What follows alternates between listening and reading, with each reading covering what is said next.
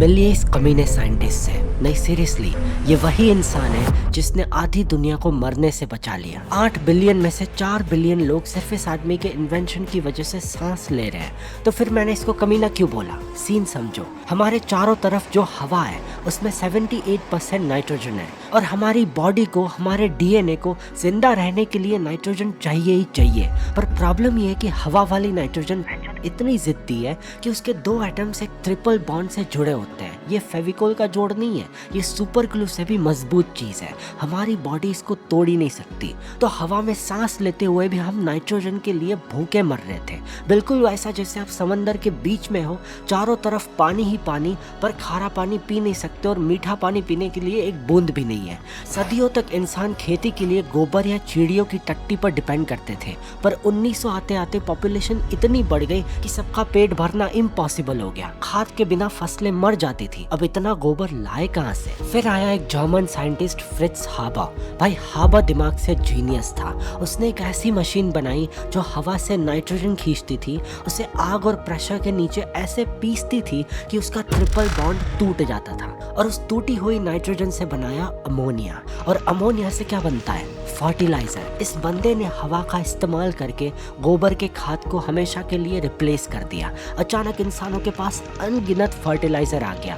खेती में ऐसी क्रांति आई कि हिसाब नहीं।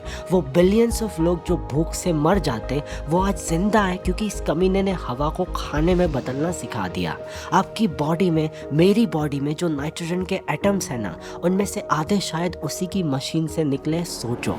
पर इस कहानी में एक भयानक ट्विस्ट है। यही जीनियस आदमी, यही भगवान जैसा इंसान फ्रिट्ज हाबर, जिसने आधी दुनिया को जिंदगी दी, उसी ने पहले विश्व युद्ध के दौरान सबसे पहले जहरीली गैस बनाई। पहले विश्व युद्ध के दौरान जर्मन आर्मी के पास बारूद खत्म हो रहा था और पता है बारूद किससे बनता है? अमोनियम नाइट्रेट से।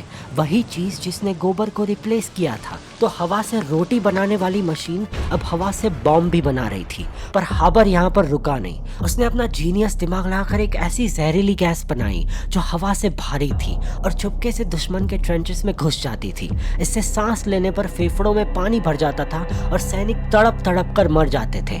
पहले ही अटैक में 5000 लोग मारे गए। इस सक्सेस के बाद हाबर को प्रमोशन मिला, जमा की पार्टी हुई और उसी रात उसकी घरवाली क्लारा, जो खुद एक साइंटिस्ट थी, ने अपने पति के कारनामों से तंग आकर एक ऐसा कदम उठाया जिससे वो कभी वापस नहीं आ सकी। अगली सुबह हाबर अपनी पत्नी को पीछे छोड़कर ईस्टर्न फ्रंट चला गया एक और गैस अटैक से लोगों को मारने। और इस कहानी का सबसे भयानक पार्ट तो यहाँ से शुरू होता है। बाद में हाबर के इंस्टीट्यूट ने कीड़े मारने की दवाई बनाई, ज़ाइक्लोन बी। हाबर की मौत के कुछ साल बाद नाज़ीज़ ने उसी दवाई का इस्तेमाल हॉलोकॉस्ट में लाखों लोगों को मारने के लिए किया। और उन लाखों लोगों में कौन थे? जूइश लोग। हाबर खुद एक जूइश परिवार से था। फिर 1933 में जब नाज़ीज़ पावर में आए, उन्होंने हाबर जैसे देशभक्त को भी नहीं छोड़ा। उसने रिजाइन किया और अगले ही साल स्विट्जरलैंड में हार्ट अटैक से वो भी चल बसा। एक ही इंसान, एक तरफ उसने हवा से रोटी बनाई, दूसरी तरफ उसी हवा में जहर घोलकर लोगों को तड़पा तड़पा कर मारा। उसका अपना इन्वेंशन उसके अपने ही लोगों को मारने के लिए काम आया।